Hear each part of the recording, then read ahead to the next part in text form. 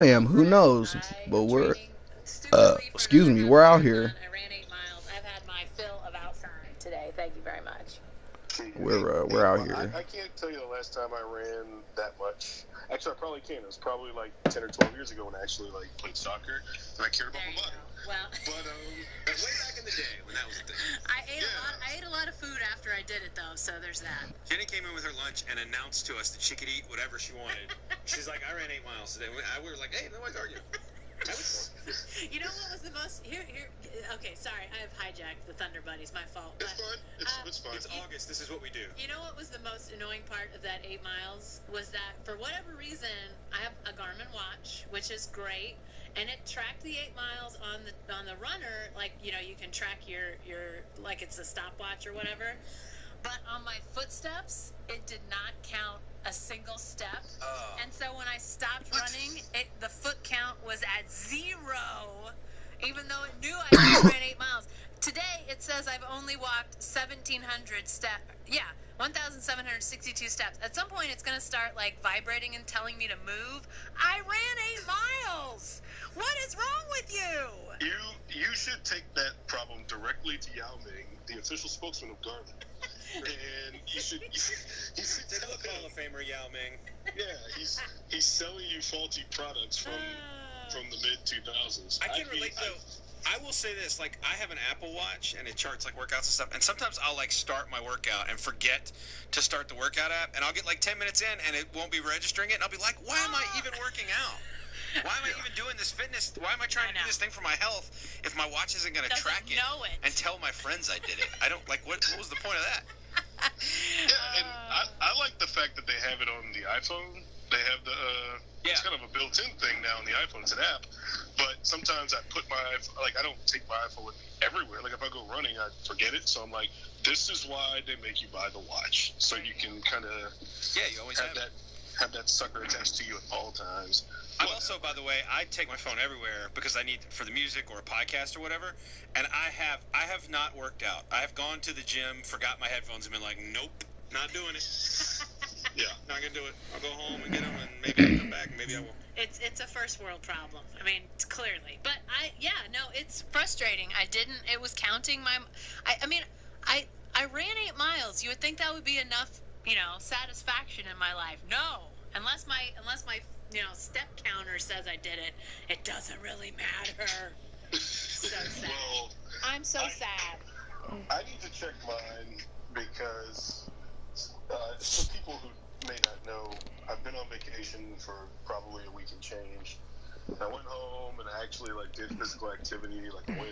I played soccer, golf, and I jogged around, and I did things. I did real things. I walked places, and I wasn't just going back and forth in my car or whatever. So I need to check mine. And I don't know if a lot's transpired since the last time we podcasted, but one big thing that has gone down since our last podcast is actually way more important than basketball. Is the whole thing going on in southeast Florida with Hurricane Harvey, Tropical Storm Harvey, and we've had a lot of people in NBA circles come together and put their money toward the effort, the hurricane relief effort. I think I saw J.J. Watt with the Houston Texans. He's got his fund up to $6 million now, which is insane because he just started probably less than a week ago, because I think the storm didn't hit until Friday or Saturday in southeast Texas. But it's had a big impact on a lot of people, not just in Houston but nationwide. And it's been good to see a lot of people come together and put their efforts to work, including Thunder Center Dennis Kenner, who donated $25,000 to Embrace Relief, an organization that he partnered with. And he was nice enough to give me a call and tell me about it yesterday. So I thought that was pretty nice. That was nice. It's cool to see. Ennis is really kind of blossoming as a humanitarian sort.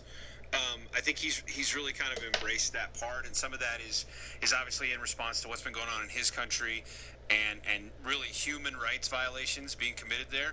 And I think it's kind of cool to see him expand that beyond just his very real and very important issues with Erdogan and the Turkish leadership, to really expand that out to more humanitarian causes. It's a cool thing to see. He's coming of age. He's 25 years old now, I think.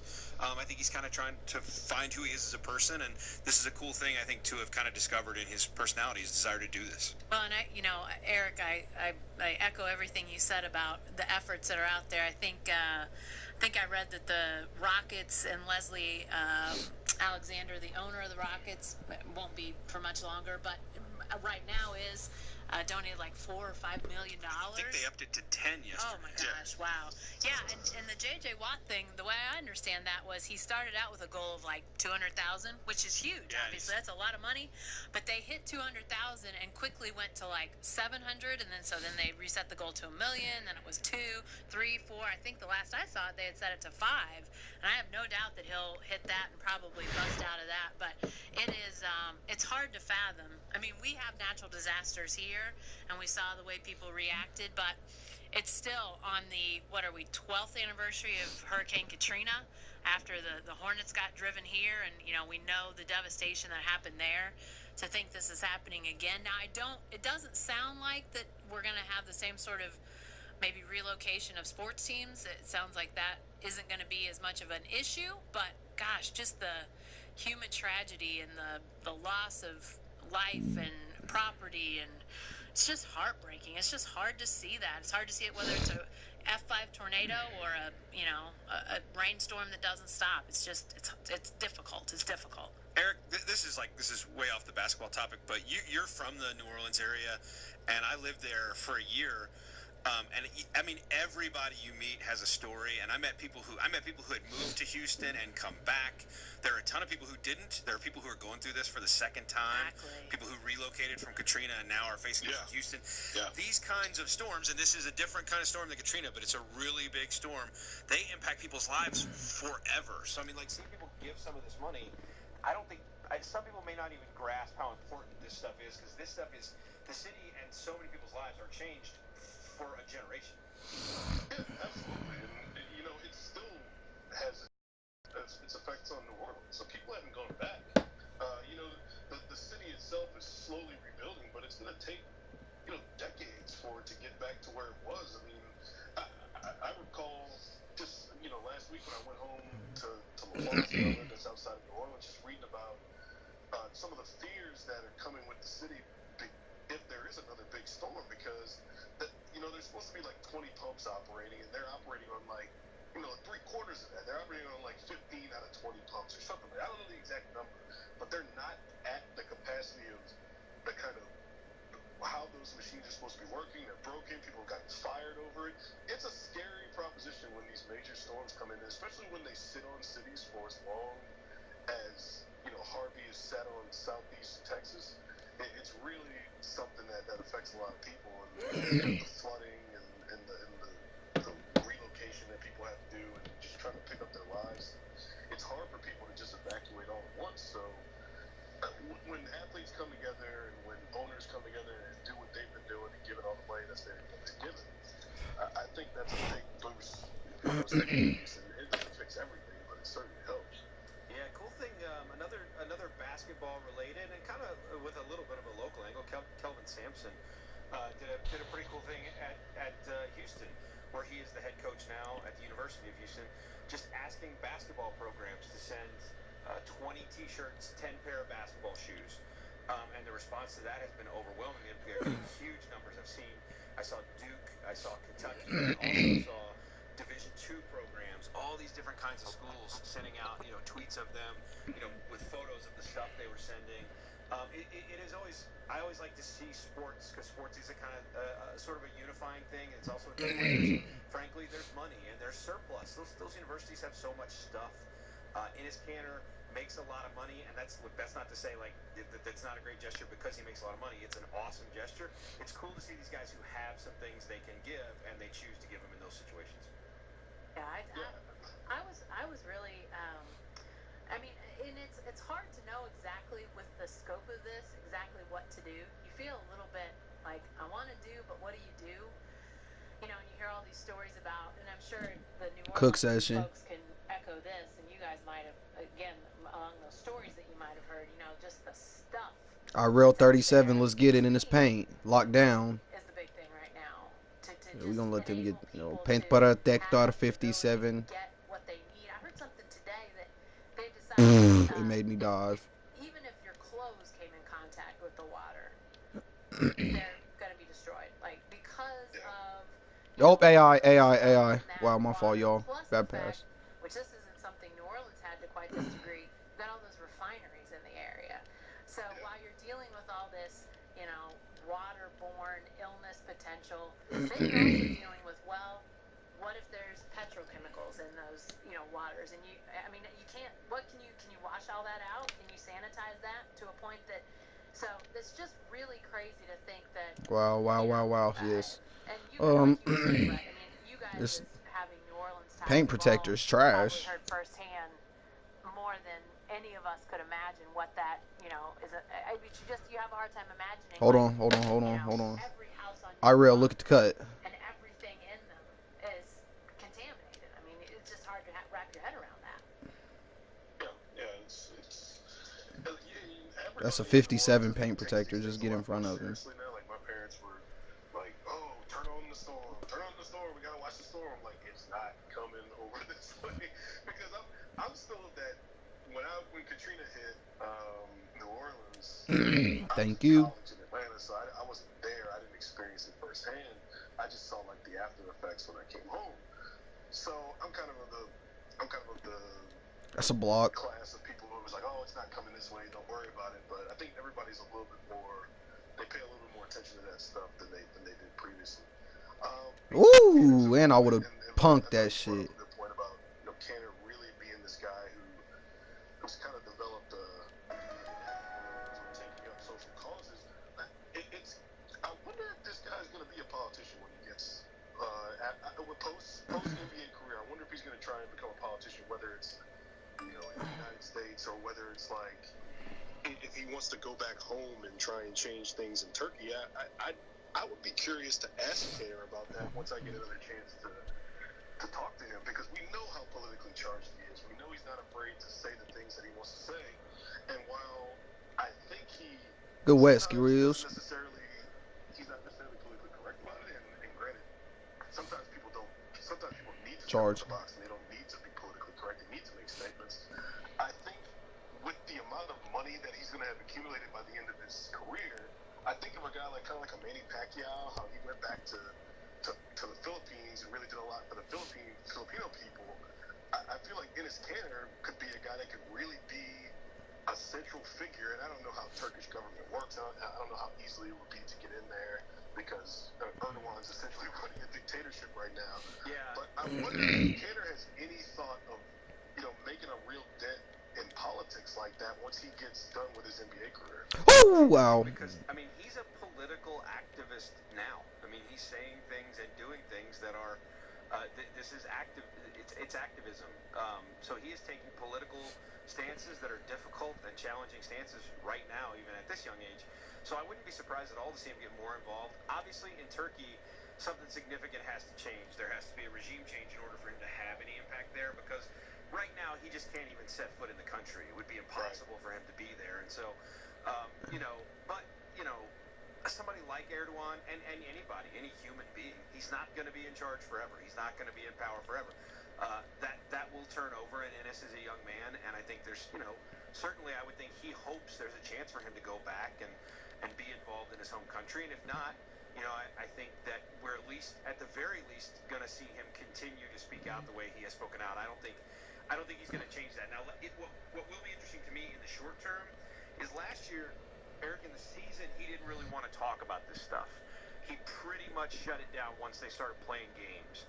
And I'm curious now that things have escalated the way they have between him and the sort of leadership structure in Turkey. I'm wondering if he'll continue to do that. And when he goes to bigger cities and things, I think he's just, because of the nature of what he's gone through this summer, he's going to be asked about that stuff more. So I'm curious to see how that plays out this year, if he approaches it the same or if he wants to continue to speak. But in the grand scheme of things, he's going to keep talking, I'm sure.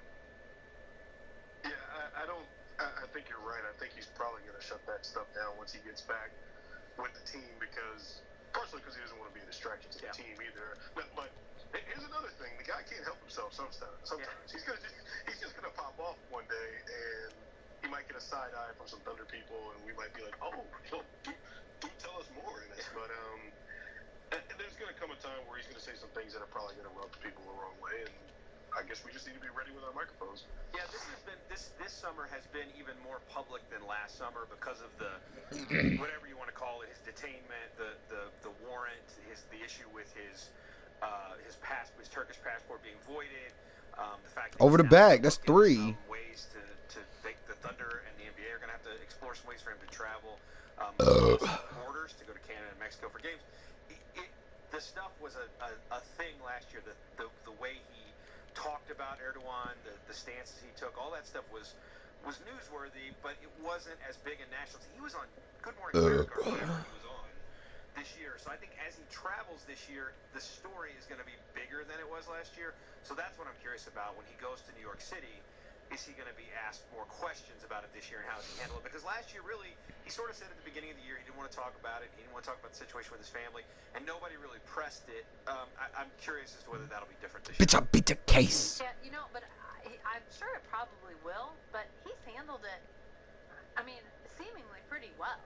He handled Fuck it, out my way. What, a year, 18 months ago. Nightmare just hit me right well, here. Although, when it didn't maybe get asked about it much. Foul. He, was able to speak fairly well and succinctly about it. And it seems like, I think, Brett, you said earlier, he's coming into his own. I mean, I think he really is sort of. All right, Miss Skrills, slow it down. Was uncomfortable on the basketball court. He's uncomfortable off the basketball court. I mean, it just didn't seem like. I don't want to say those were lost years. Yeah. But those were tough years in his basketball and in his life. And now he's comfortable here. Monkey arm that bitch, nigga. He feels like he has a place. It's weird to me that a 7-foot Turkish Muslim could find, that Oklahoma is the place where he feels like, I can now really come into my own. But it's a place where, he's been accepted by the organization, by the fans, by his teammates. So, wow, why would Circle be back there? My fault, y'all. That was my fault. Evolution of him, because things are just, I don't want to speak bad about Utah. I think Utah is a great place. I think that's a really high-class organization, but it was not a good fit for Enes Kanter, and it just did not lead to a lot of development on and off the court for him. Yeah. So shoot a nigga out. Let's talk about actual basketball stuff, but it's not really actual basketball stuff because there's no basketball going. Exactly. It's August. our columnist Barry Trammell, he blogged about Westgate Sportsbook and how they put their over-unders out. Westgate is typically like the de facto betting place that everybody likes to go to for their over-unders and whatnot. They got Golden State at 67.5 wins. The curious thing to me is the next team. It's Boston. And Boston's the team that they have with the second most wins in the league, over under of 56.5. It's a big gap between Golden State and Boston. I guess that's crud. That's 11 wins. 11 wins. That's a big gap between the first and the second best team in the league. But to me, the Boston thing comes down to how well they mesh with all these new pieces. One of those new pieces, which is presumably going to be Kyrie Irving, if this trade gets done. There was a holdup earlier in the week. Adrian Wojnarowski of ESPN reporting that Cleveland wanted some additional compensation for that trade because they weren't sure about the health of Isaiah Thomas. But to me, the 56.5 for Boston, I say it's a little high, and I wanted to see what you guys thought about that. With the addition of Kyrie Irving, who do you think is going to be in that second range, the second best team in the league? And is Boston a little high at 56.5? Well, first I would say I think Golden State might be a little low at 67.5, which is insane. But low? I do think they're going to push in the neighborhood of 70. I just think they're a little bit better. So I'm getting destroyed on the boards. Fuck. I think And on the fucking my shooting is shitty. Which is insane on a 67.5, but that's just where they are. I do think that's high on Boston. I don't think Boston is better necessarily. That's 5. He's gonna foul out. Because it was not a great defensive team, and it's going to be a worse defensive team. It lost far and away, I think it's two best perimeter defenders. I guess Marcus Smart is also in that mix, but you lose Avery Bradley. That's a pretty significant loss, and then Jay Crowder is another one. So I think, and I also think that's helped Cleveland a little bit on balance. The defense gets a little better. Crowder's a guy they had sort of coveted for a long time. So I have a sense that maybe Cleveland's still going to have that this year. Cleveland's maybe going to have a better record in the regular season. We'll see, because we don't know how LeBron. Alex Master, you're trash, bitch. Get online. Fuck you What mean. that's going to be like. And Zan said my diss song was regular season LeBron, pretty straight. Fired up about Kyrie, a little bit fired up about the MVP, maybe a little bit fired up about the way they lost in the finals. I wouldn't be surprised, but he is going to get his rest. We know that the league has built some rest in, which maybe makes it a little easier for him to not have to coast quite as much.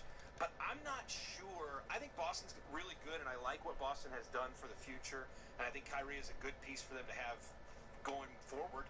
But I'm not sure Boston is better this year. And even in the East, 56.5 seems like maybe a little high to me. Yeah, I'm not in the camp that thinks Boston overtakes Cleveland. Now, maybe they win more games. I don't know. You're right. I mean, I think it does come down to LeBron, but I just didn't. I don't. Yeah, answer that phone, bitch. Automatically thinking that Boston somehow has leapfrogged over the Cavs. Cavs still have LeBron James, and I mean, I think obviously Kyrie Irving's very good. Obviously Gordon Hayward's very good, but I have a lot more questions about how that pairing will work and how successful that pairing will Yeah, Alex, get online. Get the fuck online. And Isaiah Thomas isn't just anybody. He's pretty darn good. So yeah, I don't know. I just have a hard time discounting how good LeBron is and how good he can make everybody else. And I just until we see him take a turn on the road to, wherever players go when they get older. I don't know if that's like over the hill or around the bend or, I don't know what he's going to be, where the road takes him at this point. But I And he haven't touched seen him it. make that move yet. He's still very much, to me, I think the most talented player on the planet. Sorry, Russell Westbrook. LeBron James took a team of nobodies to the NBA Finals. I mean, the ability to carry a team, I realize that it's been now a few years ago, the ability to carry a team and to really be an unbelievable difference maker, it's still off the charts in my mind when it comes to LeBron. LeBron James is what Mark Cuban would call a superstar, right? I'm just saying. This is my problem with the Celtics. Okay, Brett, Not on me. Not on me, Alex. It's on Nightmare. So I'm not doing bad. I'm doing terrible. We don't know if they're better than they were last year. We keep saying that. Everybody keeps saying it. We don't know if they're necessarily better than they were last year. We saw the Thunder beat Celtics last year, and it didn't beat them handily, but they beat them. When it came down, they beat them, and when it came down to it, the Thunder had the best player on the floor, and he beat the Celtics twice. Yep. With the Celtics throwing a glut of defensive weapons at the best player on the floor, including some who aren't there anymore. Yes, including some who aren't there anymore. So you're now replacing those guys with a rookie who is obviously talented, but still a rookie in Jason Tatum. A good wing player in Gordon Hayward, who the Thunder beat however many times last year as well, and a guy who plays no defense in Kyrie Irving. Yep. Also, and then you're asking for a leap out of Jaylen Brown. Yes, defensively, which he was not a great defender last year. He's good. He's okay. Yeah, he can. He has the. And this is why I'm not sold on the Celtics this year, but maybe in the next 2 to 3 years, Jaylen Brown matures into that two-way player that they want him to be. Tatum is a guy who can step up and be a potential number one scorer, because I think that his upside is greater than that of a Gordon Hayward. Kyrie Irving is able to be re-signed or traded for whatever they end up wanting to get from him, or maybe he improves defensively, which I highly doubt. But I just don't see Boston being the best team in the East this year. Now, they're going to win a bunch of games this East, but I don't necessarily see them being the best team in the East, because not only do you have all the things we just talked about, they're losing some of that grit, what made them such a successful team last year, but they weren't the best team in the East last year. They were by record, but the Cavs showed in the playoffs that they dispatched them rather easily. Really, quite easily, yeah. Yeah, very easily. And they're going to have to mesh all of these new players together. And I know Brad Stevens is probably one of the better coaches in the league at doing that. He can take somebody else's junk and make it into a playoff team. But And he's out of here. It's going to take time for Gordon Hayward and Kyrie Irving to feel each other out in terms of offense, and who's going to take shots in certain situations. But I don't see them as the best team in the East. I'm still going to go with LeBron James because, as Marquise said, LeBron James is a superstar. Yeah. Here's the thing. If you ask me in a bubble, okay, would you rather have Brad Stevens or Ty Lue? Well, it's not a question. I'd take Brad Stevens. Would I rather have in a bubble Isaiah Thomas or Kyrie Irving? I would rather have Kyrie. I think he's a better player. Still, one guy has LeBron James and one doesn't. I mean, one of them has LeBron and the other team doesn't. So yes, when push comes to shove in the playoffs, I want the team with LeBron over just about everything except the Warriors. Yeah, and yeah. I think the other thing is that the supporting cast. I mean, when you look at the supporting cast around, if we're grouping the superstars by two there, supporting cast in Cleveland is better, I think. I mean, I like Boston's pieces. I don't think they're terrible, but I mean, I still like that supporting cast too. And yeah, maybe I'm jumping the gun by saying that the Cavs have a better regular season win total, because you guys are right. I forget the LeBron factor of sometimes taking a night off. I mean, sitting it out, not sort of slacking off, taking a night off, because that's okay. It's all right. It's acceptable. But with this, their field goal percentage is trash. Maybe we see less of LeBron, saying I need a night to recover here, and so maybe he plays more regular season games, and maybe that does put them ahead. But I think if you put these teams on the floor in a best of 7 situation, I know who I'm picking, and it really isn't even close in my mind. I'll say this: LeBron isn't going to miss any Saturday night ABC games, or Adam Silver's going to light something on fire. Yeah. It might be Cleveland. and it's going to be interesting with Cleveland too, because when we start the season, there's a strong likelihood that Isaiah Thomas is going to be ready. Yeah. So Cleveland's going to come out the box, and they might lose some games, and people are going to say, "What's wrong with the Cavaliers?" They're like, "Well, they traded Kyrie Irving, and they don't have like a clear number 2 scorer. That's what's wrong." But LeBron's going to make guys like Derrick Rose look a lot better than he really is. He's going to make Jay Crowder look a lot better than he really is. He's going to make a guy like Jeff Green, who's essentially a replacement level player at this point in his career, he's going to make Jeff Green look a lot better. And those guys are going to be pretty good contributors in the Eastern Conference. I don't know if they can go in the West and do what they did and get to a number 1 or number 2 seed. But LeBron with that cast, if they can just hold the fort until Isaiah Thomas gets back, I mean, granted, he's not going to bring the defense, but he's going to be a big boost scoring-wise. I think the Cavaliers are still the class of the East. By the way, when we talk about, like, Brad Stevens having things to figure out, and I am not a Brad Stevens hater. I think he's a really good coach. I do think he's one of the better coaches in the league. I'm not 100% sure they'd have beaten Chicago in the playoffs last year if Rajon Rondo didn't get hurt. Wasn't trending that way. It wasn't trending that way for the great Brad Stevens in Boston. Let's just say that. Yeah, and and it's Rajon Rondo, by the way. It's not Steph Curry or Russell Westbrook or James Harden we're talking about. Rajon Rondo. Yeah, this is the off disinterested Rajon Rondo, who can't shoot threes. Like, yeah, you got to remember those guys got embarrassed their first 2 games at home, and as the 1 seed in the first round against Chicago, touchdown. Team that basically took Oklahoma City's backwash and come to the right. Traded Taj Gibson and Doug McDermott. No offense to my man Anthony Morrow, because Anthony Morrow is a great friend of mine. But none of those Thunder guys could get off the bench in that series. I mean, even in that playoff series, they just weren't playing those dudes. No, they were inactive. They were Cameron Payne. Here's another question I have, guys. The Kyrie Irving, the manner with which he left Cleveland basically saying, I don't want to be in the shadow. I want to be the alpha. It's all about that.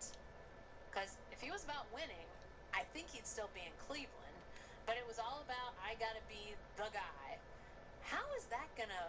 How is that gonna fit with Brad Stevens? Is that gonna work? Is that gonna be real popular in Brad Stevens?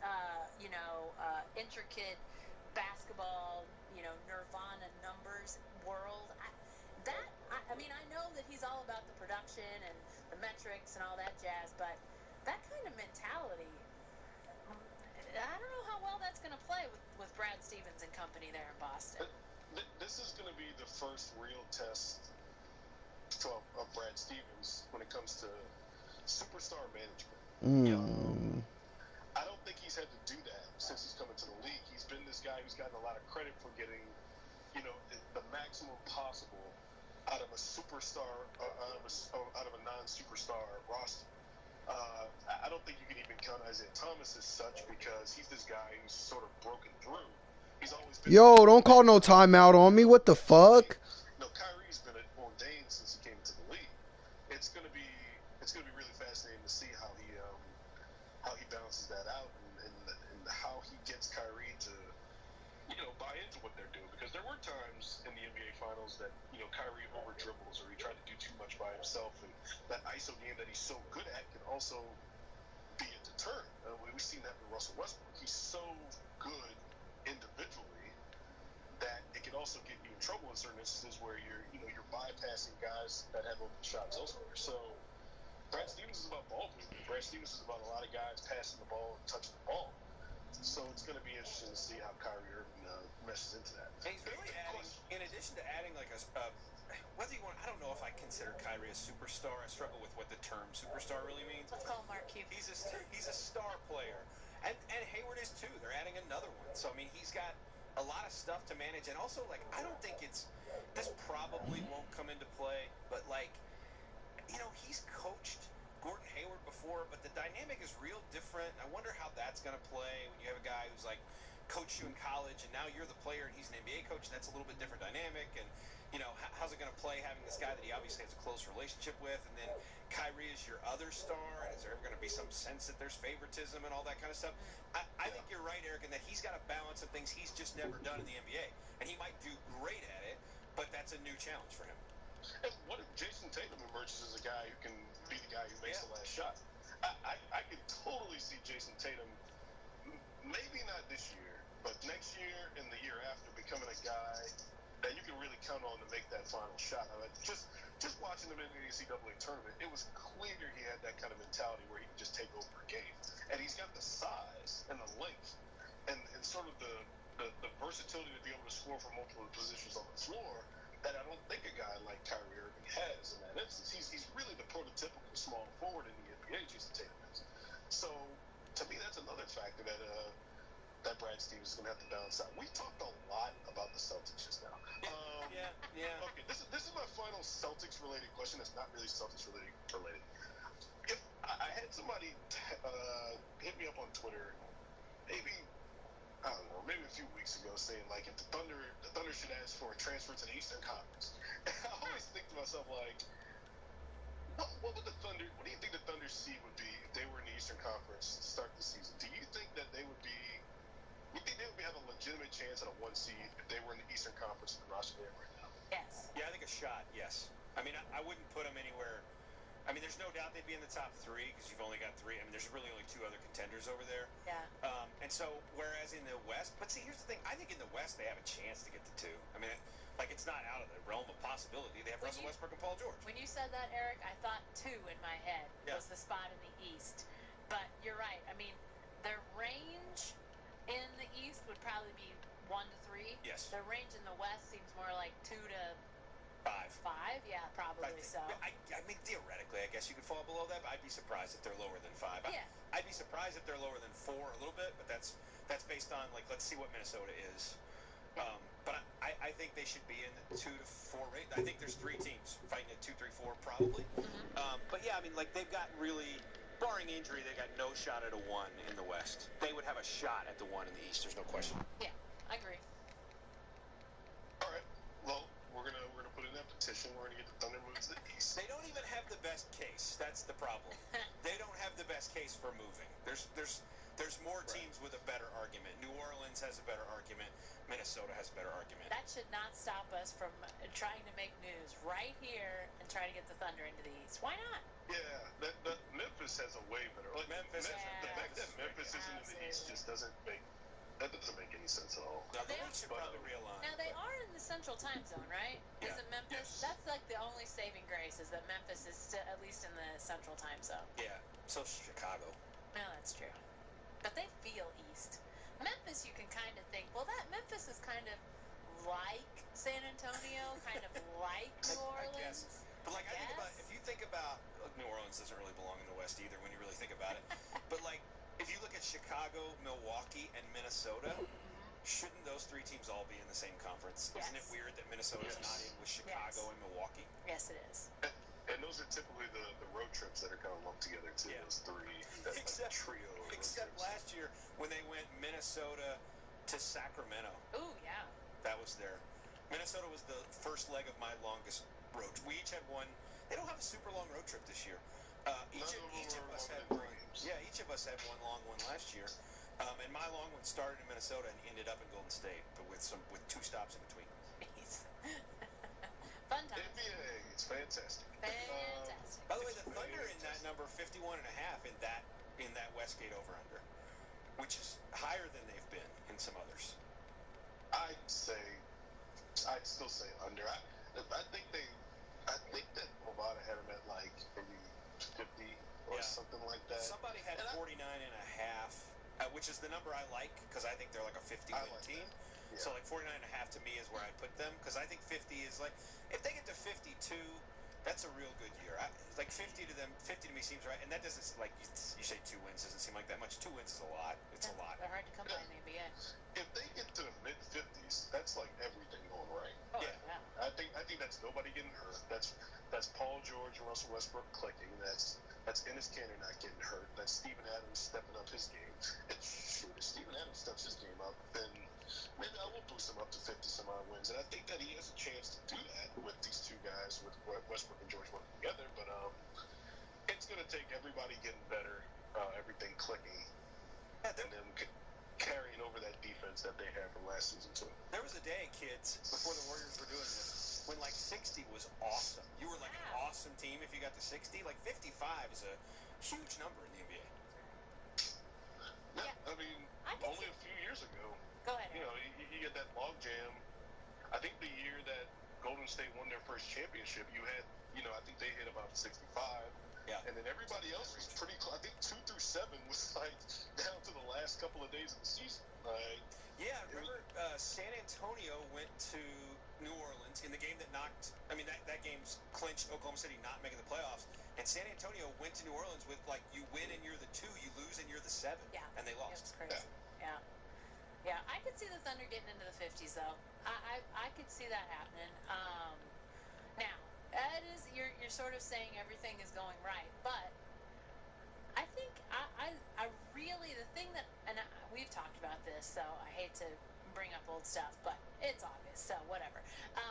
But I love the defense of this team. Yeah, bro, I got you. I'll sub back. About all these teams that have made moves, that's the one thing that I mean, we're gonna talk. Okay, Russell gets easier shots. Okay, Paul George gets easier shots. Okay, the offense, this, that. I get that because that's fun and that's exciting and that's you got to score to win games. But the defensive aspect of this team, I think that's the thing that really makes me think. Now, I'm not saying that they're getting to the Warriors as far as like up to that level and wins and all that. I'm not saying that. Don't even think that. But I think when it comes to the matchups, when you think about matching up with, the Harden Paul Rockets or the Warriors and all of their pieces and on down the list of all these really great teams. Defensively, I like their flexibility a lot. I love it, in fact. So that to me is really interesting. Is that going to lead to some huge win total? Probably not. But if they get to 50, 1, 2 in that area, I'm not going to be surprised because I really do. I love love their defense. Love it. I mean, I don't have the numbers in front of me, but they were a top 10-ish defense. I can't remember exactly where they ranked last year. They were fringe. You know, they were typically around that 9 to 12 range. I think they made it finish around 11 or something like that. And they went out and got a top 5-ish wing scorer in the league. I mean, like one of the best wing scorers in the league, and they, on paper, should have improved themselves defensively. That's pretty good. I mean, that's a real good situation to be in. And when you were a very good defense and you add Paul George, who is a really high-level scorer, but who should also make your defense even better than it was. Yeah. I agree. I do agree. Let's segue to guys who matter but kind of don't matter. You know, what a flattering description of whoever we're going to talk about next. I know. What name is Eric about to say? Oh boy, here we go. Aren't my transitions really great? Like I'm kind of in a weird place right now because I'm kind of sick. So like post vacation too. So your rhythm is real off right now. Yeah, my rhythm's off, and I've got congestion, and I've got things going on. So do we need to get you a Z-Pack, some antibiotics, or some healing? Yeah, I need a Zebo pack. I need a hey now. No. I think you can get one of those here. Hey. Yeah. All right. What are we talking about here with guys that matter but don't? I'm curious. Get back to that.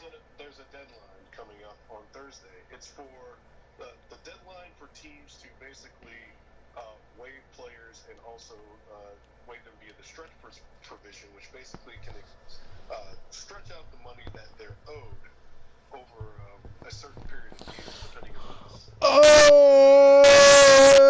the last time the Thunder could, stretch a guy, hypothetically like a Kyle Singler. Kyle Singler's a guy who many a Thunder fan has not been happy he's still on the books. He essentially is just filling up a roster spot at this point. He's making close to $5 million a year, and he's on the books for 2 more guaranteed years with a team option in his final season. So the question is, when tomorrow hits, are the Thunder going to stretch any players, and is Kyle Singler going to be one of those guys that is stretched? Well, I would say if they're going to do it, Singler is the one that probably makes, I don't even want to say the most sense. I think it's the only one that makes sense if they were going to do it. They have to get, as we've talked about a ton of times, they have to get one roster spot created in some way, shape, or form. They have too many players. So they got 16, and by the time they start the season, they have to be down to 15. We know that, like, Dakari Johnson is going to be one of those guys.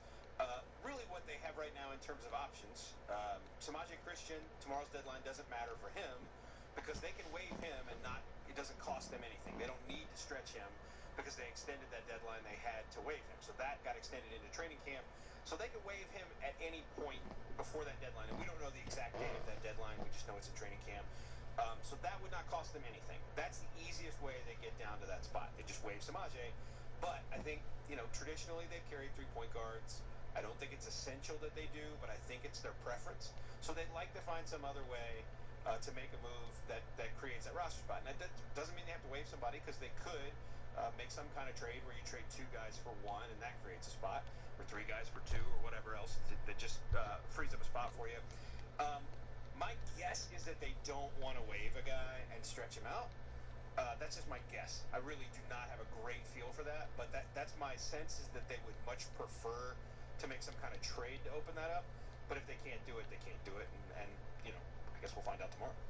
What's the situation as far as Samaje goes with D-League? I know he doesn't want to go back, but is that part of the calculus at all? I'm still confused. I've gotten 2 conflicting reports about whether they could waive him and then bring him back as like a 2-way guy or a G League guy. I'm not clear. G-League, gosh. Yeah, you're gonna have to get used to that. Sorry. So I'm not really comfortable saying that one way or the other, because I have been told by 2 very smart basketball people 2 very different things. I'm trying to get some clarification on that. All right, everybody, that's a good stream. It's your boy Exotic Bars. Had a great stream. I'm out. Making him their backup point guard, they went out and got Raven Felton. So, I mean, but I think that they